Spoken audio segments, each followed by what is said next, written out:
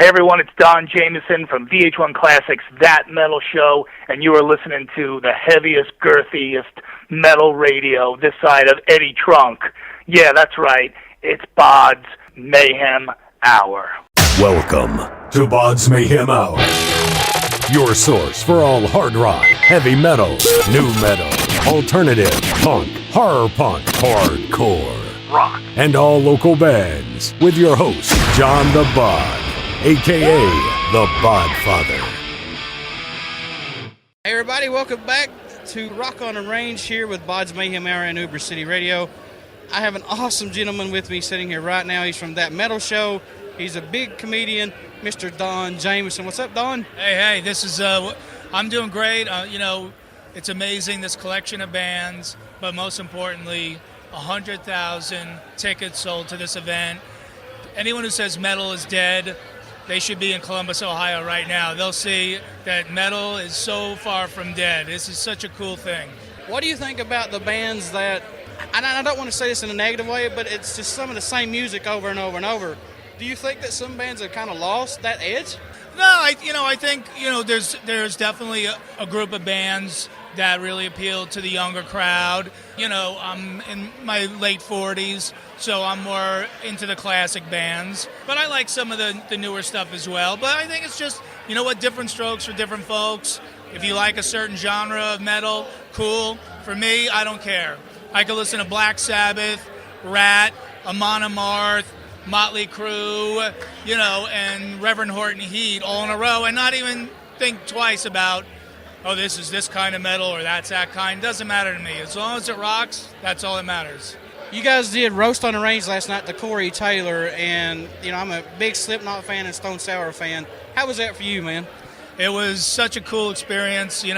Everyone got their balls broke, and Sebastian Bach threw a coffee at me, and we get under the skin a little bit, but it's all in good fun. It was for a good charity, and I woke up smelling like hazelnut. So, thanks, Sebastian, for the coffee. Let's talk about Hell Bent for Laughter. I know it's the name of Judas Priest, and that's pretty cool to go that route with that. How's the fans' response with your comedy and stuff that like your stuff? Well, the response has been great because I'm here at Rock on the Range performing and headlining the comedy tent, which is so, it's probably the gig like 99% of comedians wouldn't want. Like, wait, you want me to go up in front of 100,000 crazy, drunk, sweaty metalheads and do comedy? No thanks. Me, I was begging to get on this thing. So, these are my people, and I'm really excited about it. So, appreciate the support from the fans on the album and also, of course, on the TV show, which, because of you guys, man, it keeps rolling. Ever sat and thought about it, That Metal Show, you guys are actually keeping it alive, man. Yeah, thanks. It's an honor to do it. We as much as we have fun on the show, we take the honor very seriously because we know we're representing metalheads, and it's nice not to have any competition.